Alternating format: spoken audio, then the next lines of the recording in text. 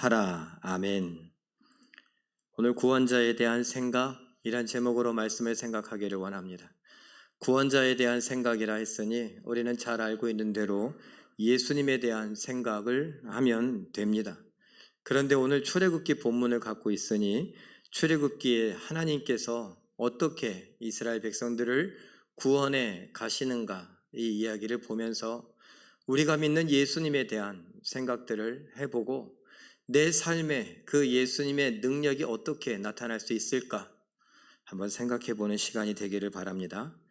출애굽기 1장 2장에서 이스라엘 백성들이 고난당하는 것을 보았고, 그 고난당하는 중에도 하나님께서 요셉에게 또 야곱에게 주셨던 큰 민족을 이루게 하겠다라고 하는 약속, 또 아브라함에게 창세기 12장에서 내가 너를 큰 민족을 이루게 하겠다라고 했던 그 약속이 이루어져 가는 것을 보았습니다.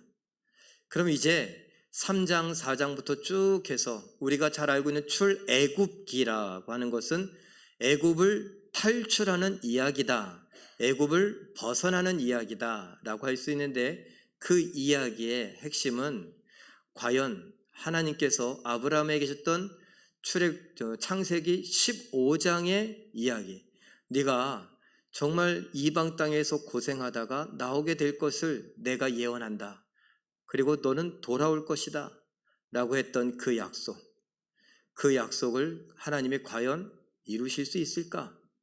이런 관점으로 봐야 합니다. 그럼 창세기 15장에 어떤 이야기가 있는지 13절, 14절이 그 내용을 기록하고 있는데 같이 읽어보죠. 시작.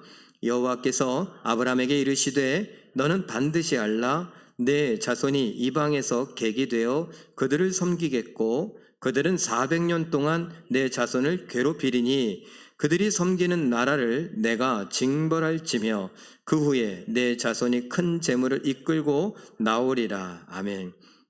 이방에서 객이 되었다. 그 이방은 바로 애굽이고 이집트입니다.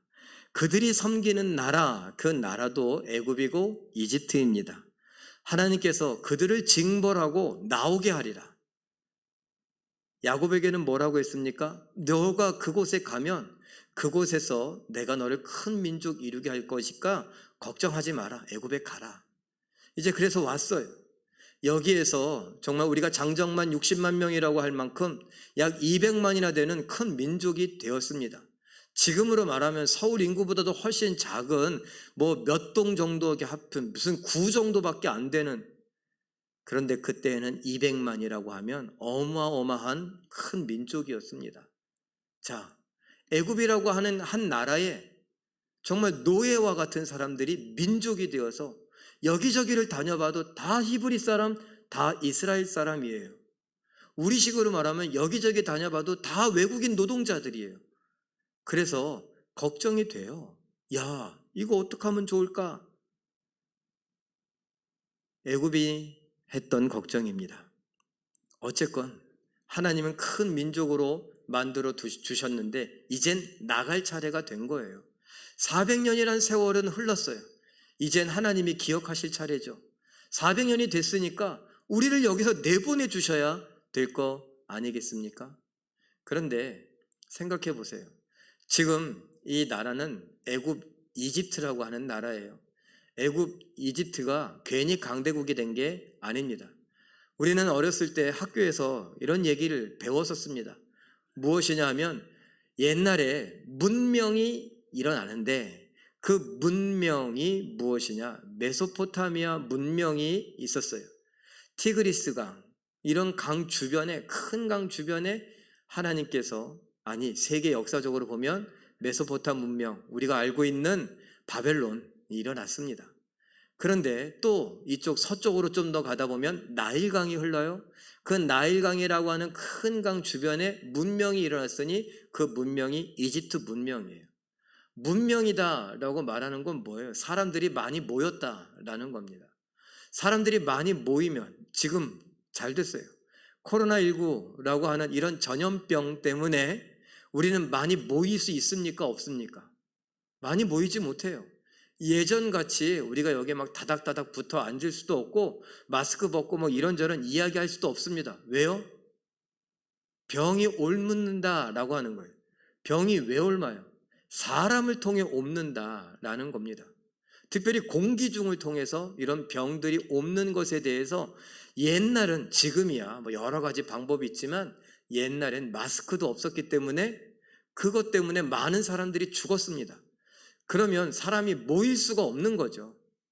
그러면 문명이 됐다는 건 사람들이 모였다는 거고, 모여도 전염병이 번지지 않았다는 거예요. 그러면 그러려면 어떤 환경이 되어야 되는가? 큰 강이 흐르는데 강이 그냥 흐르는 게 아니라 일단은 남북으로, 뭐 남에서 북으로 흐르든 북에서 남으로 흐르든 상관없어요. 이렇게 남북으로 강이 흘러가야 됩니다. 그리고 그 강 주변의 날씨는 건조해야 됩니다. 습하다. 강 주변에 습한 거 아니에요? 그렇지 않아요. 건조한 기후가 되어야 이 전염병이 막 번져가는 것을 막을 수 있죠. 기후적으로. 그래서 사람들이 모이고 거기에 이렇게 집을 짓고 그것이 도시가 되고, 도시가 이렇게 퍼져가다 보니 어떻게 됐어요? 큰 나라가 된 것이 바로 이집트입니다. 그 나라를 지키기 위해서 이집트는 어떻게 했을까요? 군대를 양성하고 그 군대를 강력하게 해야만 했습니다. 외부의 침입을 막기도 하지만 우리나라, 이 나라 단도리를 하는 거죠. 그 군인들은 어떻게 했습니까? 지금은 경찰과 군인 나눠져 있지만 그 군인들이 경찰의 역할도 같이 했던 거죠. 내부적인 치안을 다스리고 외부의 침략을 막아서 이렇게 문명을 유지할 수 있었고 큰 나라를 이룰 수 있었던 것입니다. 하나님이 이집트를, 이 히브리 사람들, 이스라엘 사람들, 아브라함의 후손, 야곱의 후손을 마치 자궁과 같이 여겨서 거기서 민족 만들게 선택한 이유는 바로 그런 이유입니다.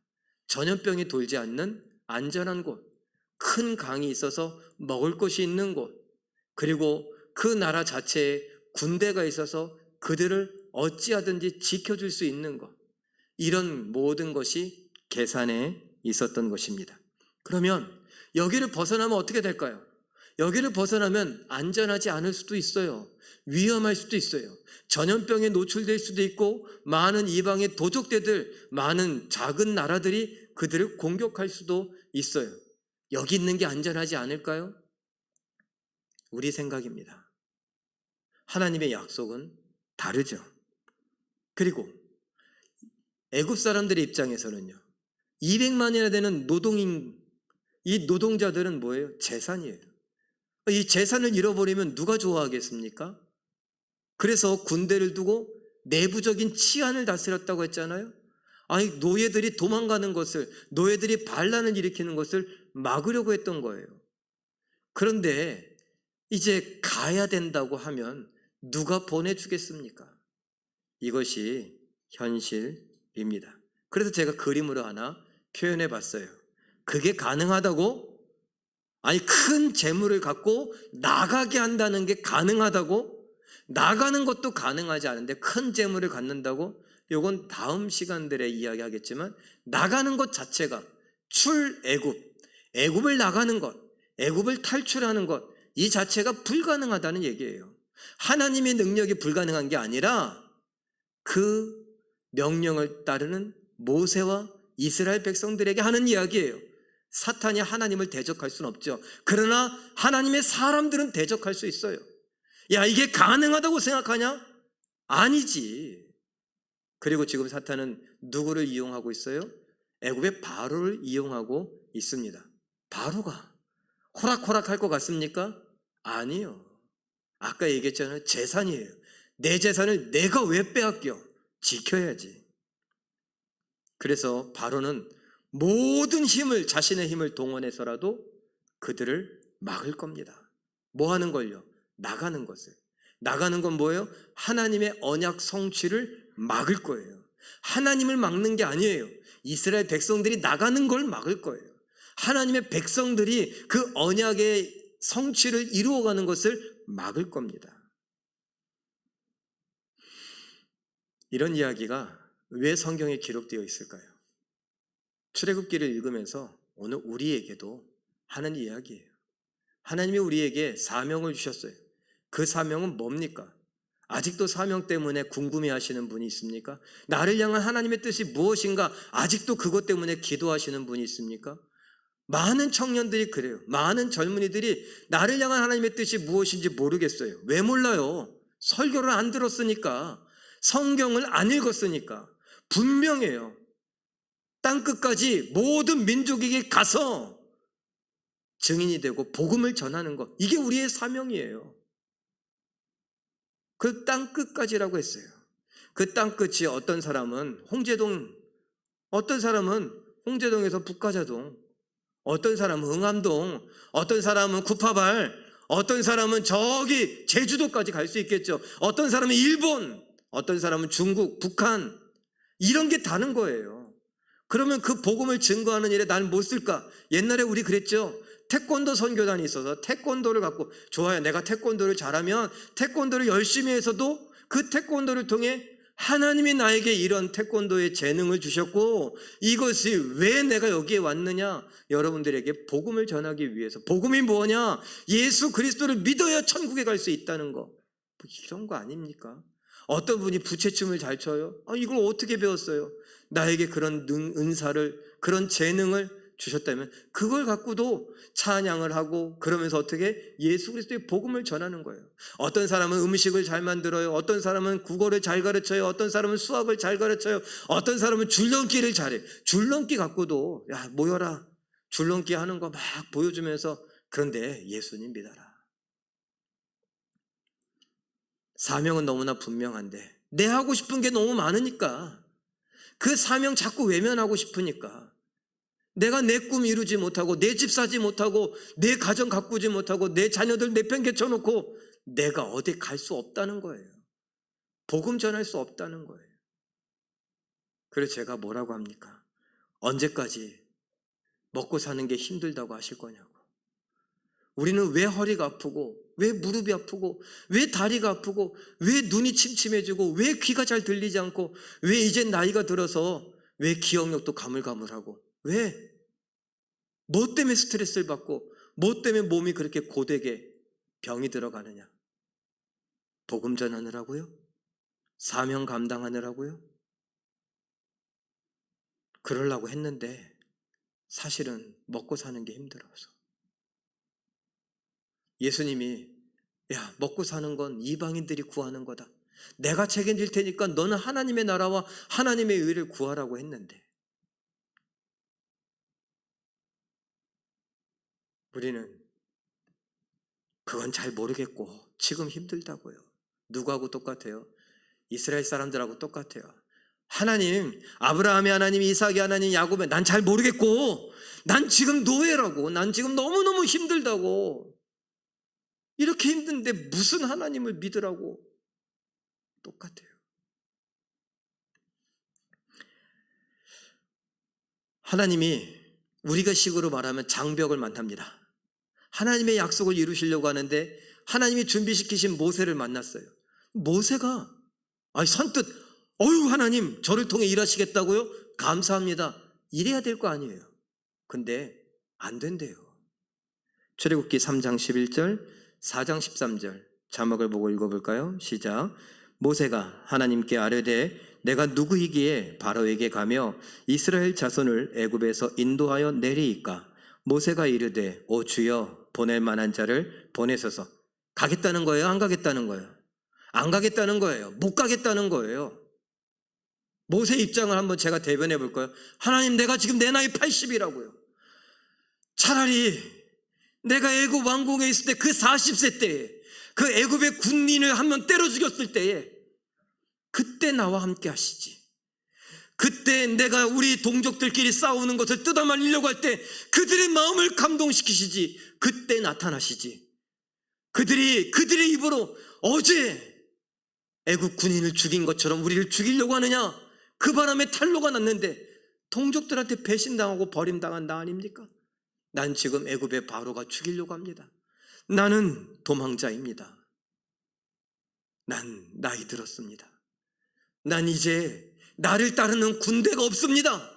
그때엔 나도 인기가 좀 있어서 나를 따르는 군대가 있었는데 상처받은 자, 아픈 자, 외로운 자, 실패가 뭔 줄 맛본 자, 버림받은 자, 배신당한 자, 내가 뭐라고?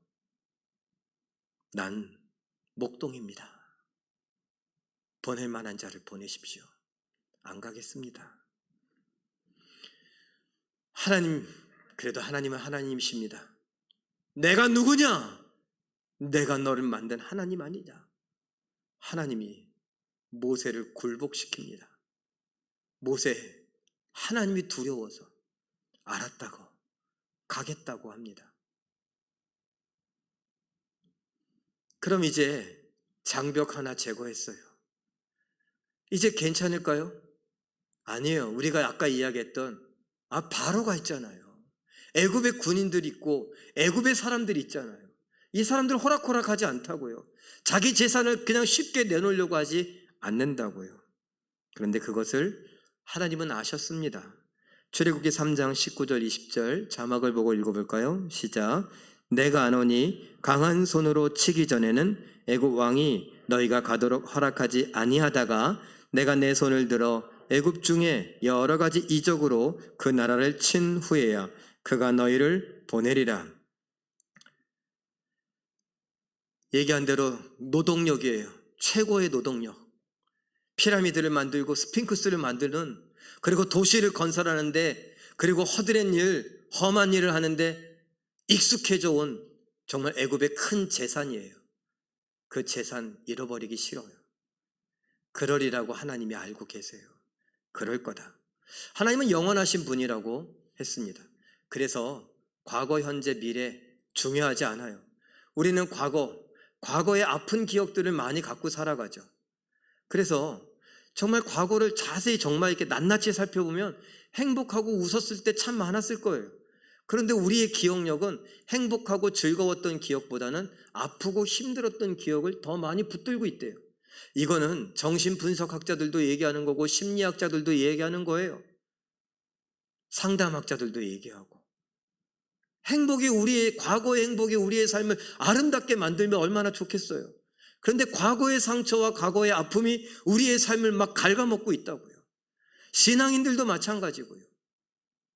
그게 인간입니다. 왜 그럴까 생각해보면 죄 때문이죠. 그런데 우리는 그렇게 과거, 현재, 미래는 아직 모르겠어요. 요즘의 젊은이들, 특별히 20대의 젊은이들은 미래를 생각하지 않는데요. 왜? 국가가 위태위태하거든요. 그들도 알아요. 집값이 어떻게 될지, 학교 정책이 어떻게 변할지, 국가 정책이 어떻게 변할지, 이 나라가 있을지 없을지, 주식이 어떻게 될지, 아파트 값이 어떻게 될지 모르는 거예요. 자꾸 이랬다 저랬다 하니까. 그래서 뭐예요? 그들은 미래를 포기했대요.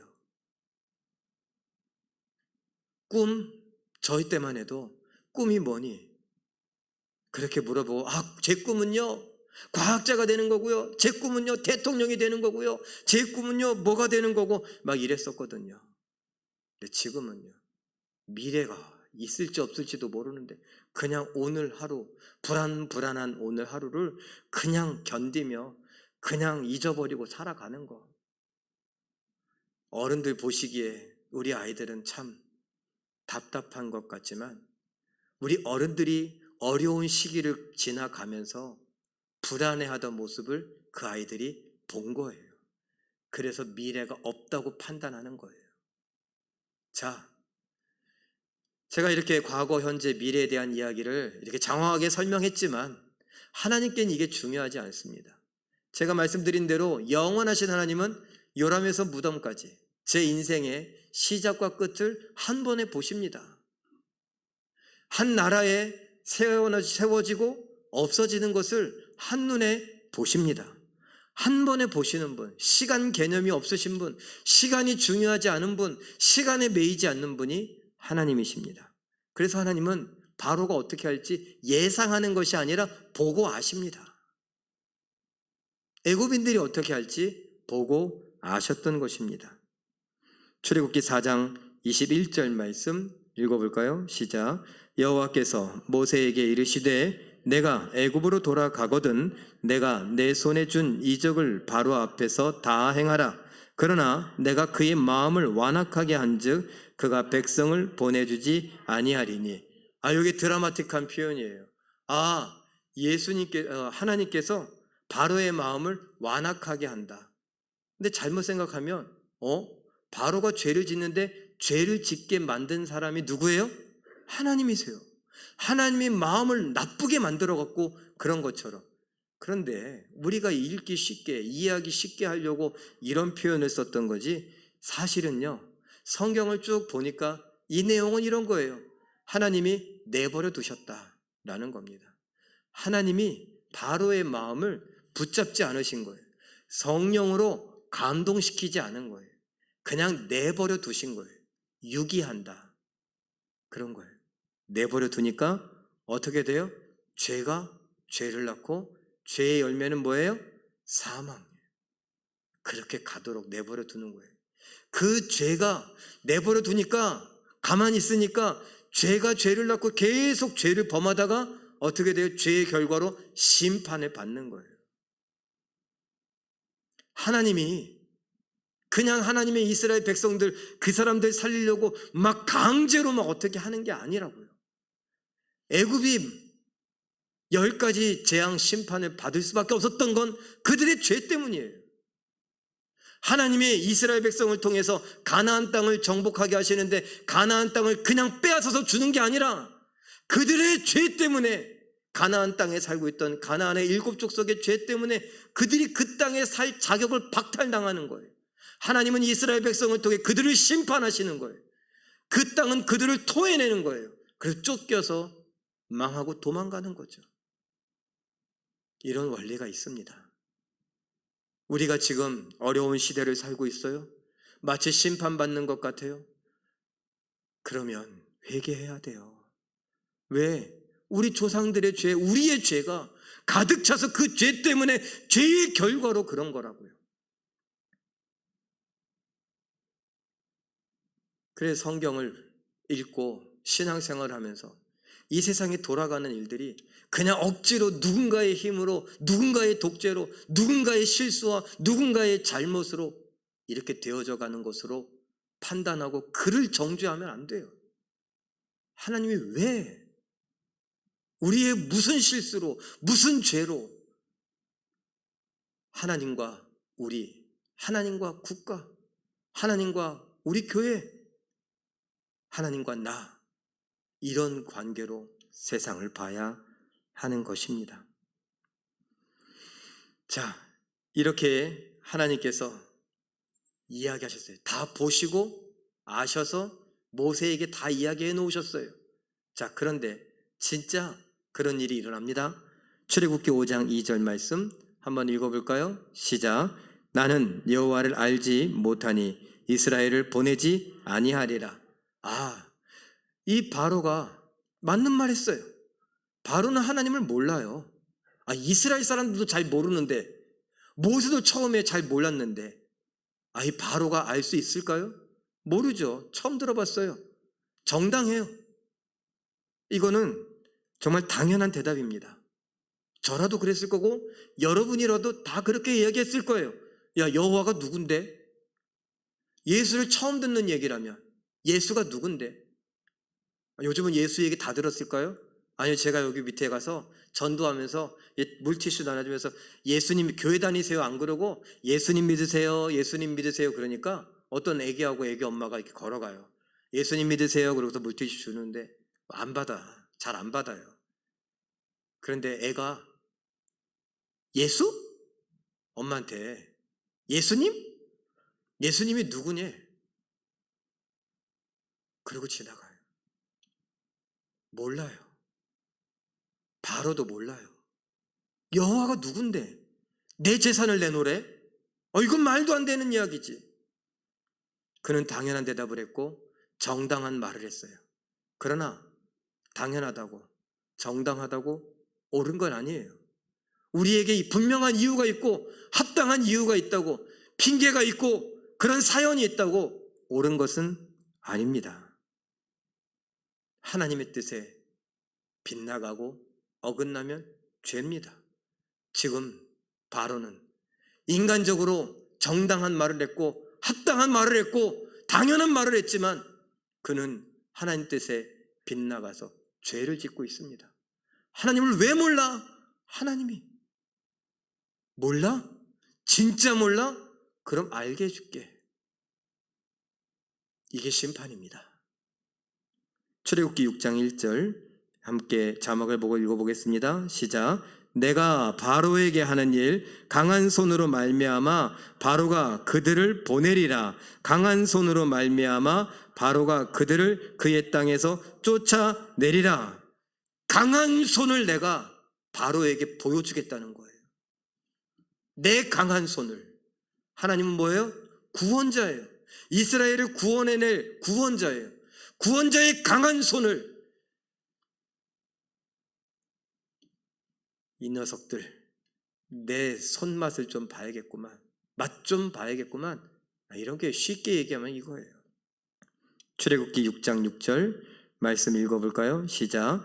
나는 여호와라. 내가 애굽 사람의 무거운 짐 밑에서 너희를 빼내며 그들의 노역에서 너희를 건지며 편팔과 여러 큰 심판들로서 너희를 속량하여. 내 강한 손은 무엇이냐? 심판이라는 거예요. 그것도 큰 심판이다. 내 손, 내 팔, 큰 심판을 내가 너희에게 펼치리라. 맛 좀 보여주리라. 그래서 알게 해주겠다. 몰라? 알려줄게. 출애굽기 7장 4절 5절 말씀도 읽어볼까요? 시작. 내가 내 손을 애굽에 뻗쳐 여러 큰 심판을 내리고 내 군대 내 백성 이스라엘 자손을 그 땅에서 인도하여 낼지라. 내가 내 손을 애굽 위에 펴서 이스라엘 자손을 그 땅에서 인도하여 낼 때에야 애굽 사람이 나를 여호와인 줄 알리라. 내 강한 손, 편팔, 내 큰 심판이 있은 다음에야 그들이 나를 여호와인 줄 알리라. 여호와인 줄 알게 될 때에 내보내주고 내 말에 복종할 수밖에 없을 것이다. 그런데 이게 우리가 알고 있는 10가지 심판, 10가지 재앙, 애굽에 쏟아진 10가지 재앙의 이유입니다. 알게 하리라. 네가 모른다고 했으니까 내가 알려주겠다. 그런데 이스라엘 백성들도 마찬가지죠. 모세가 하나님이 날 보내시는데 내가 뭐라고 하죠? 그 사람들이 분명 물어볼 텐데 누가 널 보냈는데? 라고 할 때 난 스스로 있는 자다. 난 여호와다. 나는 아브라함의 하나님, 이삭의 하나님, 야곱의 하나님이다. 너희의 하나님이다. 가서 알려주어라. 그 사람들도 잘 몰라요. 왜 모를까요? 먹고 살기 힘들어서, 사는 게 힘들어서, 너무너무 고돼서, 너무너무 아파서 하나님이고 뭐고 지금 뭐 생각할 겨를이 없어요. 우리들 하는 말하고 똑같아요. 그래서 하나님 말씀하십니다. 출애굽기 6장 7절 말씀 읽습니다. 시작. 너희를 내 백성으로 삼고 나는 너희의 하나님이 되리니 나는 애굽 사람의 무거운 짐 밑에서 너희를 빼낸 너희의 하나님 여호와인 줄 너희가 알지라. 내가 너희를 빼내리라. 내가 너희를 구해내리라. 건져내리라. 거기에서 나오게 하리라. 이젠 그 수고하고 무거운 짐 지지 않게 하리라. 내가 쉬게 하리라. 너희에게 자유를 주리라. 너희에게 땅을 주리라. 그러니 알아라. 내가 너희의 하나님인 줄, 내가 너희의 구원자인 줄 알아라. 이걸 제가 그림으로 표현해 봤어요. 왼쪽에 있는 그림이 애굽의 바로입니다. 그리고 오른쪽에 아래쪽이 모세고 그 뒤가 하나님입니다. 모세가 이렇게 바로 앞에 가서 이야기합니다. 여호와의 장자, 여호와의 백성인 이스라엘을 보내주시오. 이렇게 말하니 바로가 뭐라 그래요? 여호와가 누군데? 난 몰라. 안 돼. 쓸데없는 소리 하지 마. 그래요. 그 이야기를 들은 하나님이 말씀해 주십니다. 모른다고? 내 강한 손, 편팔, 내가 재앙으로 심판으로 알게 해주겠다. 요게 10가지 재앙 오기 전에 모세와 애굽의 바로가 만나서 하는 이야기들을 정리한 그림입니다. 그리고 이제 심판이 시작되고 오늘 읽었던 이 본문의 말씀이 첫 번째 재앙이요 심판인 나일강이 죽는, 나일강이 피로 변하는 이야기죠. 그림으로 제가 10가지 재앙을 정리해 봤습니다. 여러분에게 몇 번 말씀드렸어요. 제가 대학교 때 이렇게 외웠어요. 피게이파, 악도고, 매흑장. 10가지 첫 글자만 따서 그렇게 외웠고 시험도 보고 막 그랬어요. 그게 아직도 기억에 나요. 피, 나일강이 피를 변했어요. 개구리, 이, 파리, 악독, 옛날엔 악질이라 그랬는데 지금은 악성종기다. 피부병이에요. 아주 심한 피부병. 독종, 이건 전염병이에요. 가축 전염병. 지금으로 말하면 구제역이나 광우병이나 뭐 AI, 그리고 있잖아요. 조류독감, 이런 거예요. 우박만 내린 것이 아니라 성경을 보니 우박과 불이 같이 쏟아졌다라고 말합니다. 메뚜기 떼가 막 본 적도 없는 많은 메뚜기 떼가 다 갉아먹었어요. 흑암이 있었고요. 흑암은 뭘까요? 태양을 어떻게 해요? 죽인 거예요. 개기일식이라고 들어보셨죠? 태양과 지구 사이에 달이 이렇게 돌다가 태양을 좀 가려요. 완전히 가린 게 개기일식이고 조금만 가린 게 부분일식이다라고 해요. 그런데 그 일식이 우리가 보기에는 몇 시간이면 끝나요. 그런데 며칠 동안이나 흑암이 있어요. 그러면 죽었다는 거예요. 태양을 죽이시는 하나님, 그리고 다시 살리시는 하나님, 그리고 그들이 가장 소중히 여기는 그들의 혈통이 되는 그들의 장자를 죽이시는 하나님, 그들의 생명을 끊어버리시는 하나님. 그런데 가만 보시면 네 번째부터 색깔이 달라요. 검정색으로 제가 좀 다르게 해놨어요. 네 번째부터 구별하셨다. 애굽 사람들에게만 부은 재앙이에요. 피게이 파리 재앙부터 애굽 사람들. 아까 말씀드렸죠? 이스라엘 사람들이 가는 데마다 이스라엘 사람들이에요. 가는 데마다 히브리 사람들이에요. 고센 땅에만 예전에 살고 있었는데 이 사람들이 많아지니까 조금씩 이렇게 막 흩어진 거죠. 그런데 어딜 가나 그 사람들이 있는데 그 사람들이 있는 집에는 파리가 없어. 그 사람들이 있는 집의 동물들에게는, 그 사람들에게는 피부병도 생기지 않고 동물들이 전염병으로 죽지도 않아요. 그런데 옆집에 사는 애굽 사람들 건 죽는다는 거예요.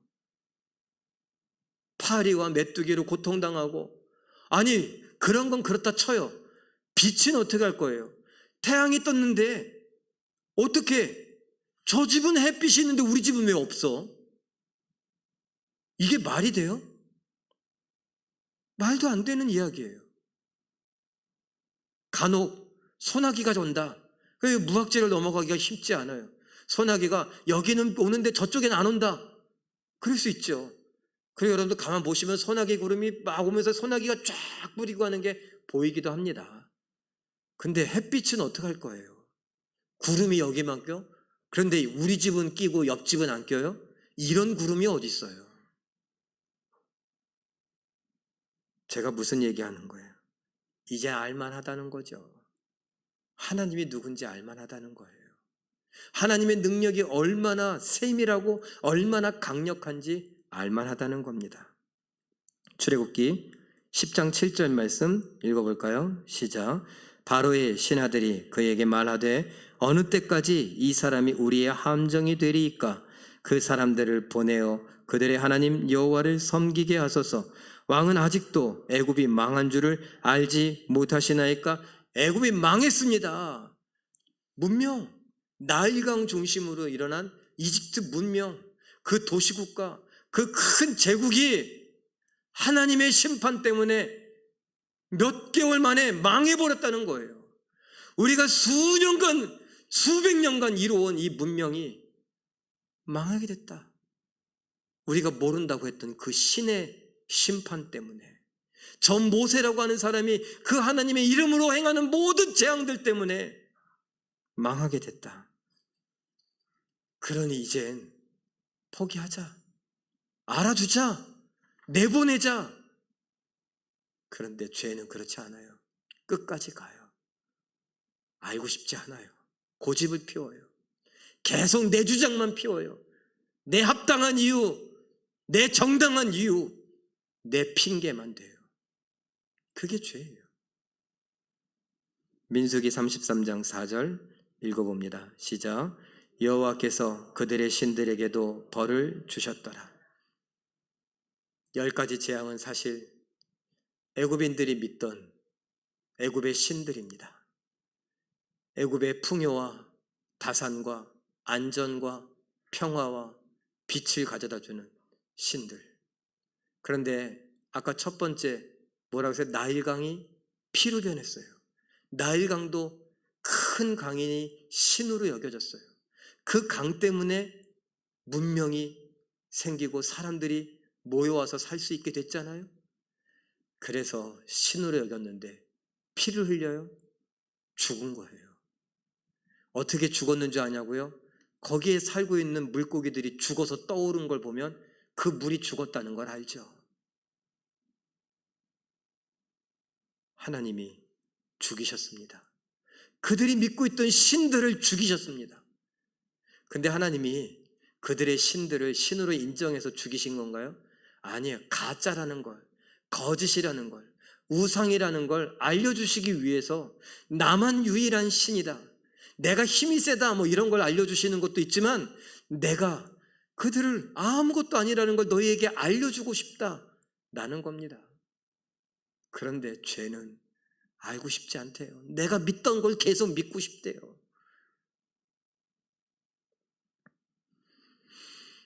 이게 출애굽기의 10가지 재앙까지의 이야기를 제가 그냥 종합해서 말씀드렸습니다.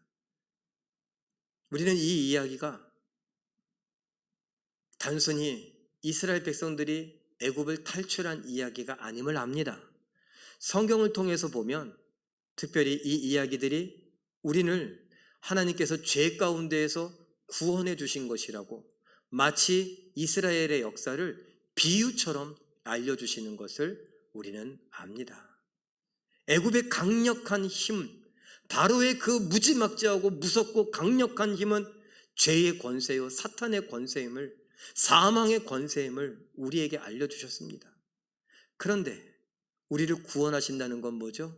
그 사탄의 권세, 죄의 권세, 사망의 권세를 하나님이 능히 이기시고 우리를 거기에서 건져내어 생명으로 빛으로 천국으로 이끌어가는, 구원하실 수 있음을 알려주시는 것이죠. 로마서 8장 2절 말씀 읽어봅니다. 시작. 이제 그리스도 예수 안에 있는 자에게는 결코 정죄함이 없나니 이는 그리스도 예수 안에 있는 생명의 성령의 법이 죄와 사망의 법에서 너를 해방하였음이라. 결코 정죄함이 없다. 이젠 누구도 하나님 앞에 고발할 수 없습니다. 우리를. 왜? 용서하셨으니까. 왜? 해방, 구원하셨으니까. 이제 죄의 권세가, 악의 권세가, 사탄의 권세가 우리를 좌지우지 막 흔들지 못하도록 하나님이 건져내셨으니까. 사도행전 26장 18절 말씀 읽어봅니다. 시작. 어둠에서 빛으로, 사탄의 권세에서 하나님께로 돌아오게 하고. 가나안 땅으로 돌아가는 것은 하나님께로 돌아가는 것, 우리가 본향으로 간다라고 하는 것, 다 비유적인 이야기입니다. 그 역사를 통해, 실제 있었던 역사를 통해 봐라. 그런데 이 이야기는 단순한 역사가 아니라 우리의 영혼이, 우리가 천국에서 와서 본향으로 돌아가는 것, 우리가 사탄의 권세를 벗어나서 천국 하나님께로 돌아가는 이야기다 알려주는 겁니다. 디모데후서 4장 18절 읽어봅니다. 시작. 주께서 나를 모든 악한 일에서 건져내시고 또 그의 천국에 들어가도록 구원하시리니. 노골적인 표현 아니에요? 우리가 얘기하잖아요. 예수 믿고 천국 간다. 천국에 들어가게 하실 힘이 구원자이신 예수님께 있다는 겁니다. 능력이 있다 했으니 로마서 1장 16절 마지막으로 읽어보죠. 시작. 이 복음은 모든 믿는 자에게 구원을 주시는 하나님의 능력이 됨이라. 구원하시는 하나님의 능력. 자, 이런 능력 있는 예수님께서 우리를 죄와 사망의 권세, 사탄의 권세로부터 우리를 건져내어 구원하여 천국으로 이끌어 가십니다. 믿으십니까? 아멘이십니까? 자, 그러면 우리는 계속 죄 가운데 살아야 할까요? 어쩔 수 없다고. 그냥 세상이 다 그러지 않냐고. 사람들 다 그러지 않냐고. 내가 무슨 힘이 있다고. 어쩔 수 없다고 그러면서 계속 죄 가운데 거하시겠습니까? 나는 옛날에 배우지 못해서, 나는 학교를 다니지 못해서, 나는 사랑을 받아보지 못해서, 나는 그런 대접을 받아보지 못해서, 난 아직도 먹고 사는 게 힘들어서, 난 아직도 가난해서, 난 아직도 해야 할 일이 많아서 계속 내 나름대로 합당한 이유와 핑계, 내 나름대로 정당한 말들을 하시며 죄 가운데 거하시겠습니까? 제가 일부 예배 때도 그랬는데 우리는 이제 벗어버려야 돼요. 그래서 하나님께 순종해야 돼요. 그래서 사랑해야 되는데 사랑한다 어떻게 표현할 수 있을까요? 그냥 제가 정말 유치하지만 하나 실천했으면 좋겠습니다. 뭐냐 하면 인사 잘하기. 서로 인사 잘하기. 연세 드신 분이나 나이가 어리신 분이나 그냥 선배와 후배, 부모와 자녀 다 필요 없고 그냥 우리 성도끼리 인사 잘했으면 좋겠습니다. 인사 잘하는 게 뭐냐고요? 여러분이 백화점을 가거나 아니면 어떤 매장에 갔는데 어떤 매장 직원이 안녕하세요? 오셨어요? 이렇게 인사한다면 여러분 굉장히 기분이 좋으시겠습니까? 제가 일부 예배를 끝나고 이렇게 이야기를 한 다음에 잠깐 앉아갖고 내가 요즘 사람들을 이해를 못하는 건가? 내가 너무 교회에만 있어갖고 요즘의 문화를 다 모르나? 요즘 사람들은 다 안녕하세요? 반갑습니다. 이렇게 인사하나? 이런 생각을 했는데 어떻게 그러십니까? 아니에요? 제가 가끔 어딜 가면 매장 직원들이 안녕하십니까? 인사하더라고요. 특별히 사람들 많이 가는데 잘 되는 집은 다 이유가 있다고 다 그렇게 공손하게 인사하더라고요. 그러면 우리끼리 왜 그게 사람이 가요? 나한테 인사해 주는 게 좋은 거 아니에요? 우리 서로. 정말 목사가 이런 얘기하는 게 너무 유치해요. 아니 신앙생활을 50년씩 하는데 제일교회 역사 50년 되는데 이런 이야기를 한다는 게 너무 부끄럽고 죄송하기도 해요. 하나님께. 우리 모든 성도님들, 우리가 예수님의 구원의 능력, 그 예수 그리스도의 죄에서 탈출시키시는 능력, 모든 죄를 이기시는 능력을 갖고 계신 예수님이 우리 편이시고 우리를 도우시니 우리도 이제 그 능력으로, 그 복음의 능력으로 벗어나서 사랑하는데 아주 기본적인 거 하나, 인사 잘했으면 좋겠습니다. 이왕이면요 허리를 좀 숙여서 이걸 다 해야 되나, 허리를 좀 숙여서 인사를 했으면 좋겠습니다. 웃는 얼굴로 인사했으면 좋겠습니다. 나 허리가 아파서. 그러면 좀 이렇게 목이라도 좀 이렇게 등이라도 좀 숙여서. 제가 가끔 보면 우리 교회에도 젊은이들도 좀 연세가 있으신 분도 안녕하세요 인사하면 이러고 지나가요. 계속 그러시면 저도 저 밑에 내려가서 인사할 때 안녕하세요? 안녕하세요? 이렇게 인사하려니까 알아서들 하셔. 우리 모두 다 웃는 얼굴로 안녕하십니까? 반갑습니다. 이렇게 인사했으면 좋겠어요. 그 인사 때문에 허리가 아프면 얘기하세요. 제가 기도 더 세게 해갖고 하나님 반드시 좀 고쳐달라고 그럴 테니까. 여러분, 우리가 믿는다는 게 뭔지, 사랑한다는 게 뭔지, 예수의 능력, 구원자의 능력이 뭔지 한번 잘 생각해가면서 나의 삶에 대한 태도, 나의 겸손함, 나의 섬김, 이런 것들을 내 생활 속에서 한번 나타낼 수 있었으면 좋겠습니다. 예수님의 구원자의 능력은 그걸 가능하게 합니다. 그렇게 구원자의 능력, 예수 그리스도의 능력을 힘입고 살아가는, 그래서 예수님 닮아가고 예수님께 영광 돌려드리고 예수님의 나라, 하나님의 나라를 이루어가는 우리 모두가 되시길 예수님의 이름으로 축원합니다. 기도하겠습니다. 사랑의 하나님, 우리로 인하여 하나님 홀로 찬양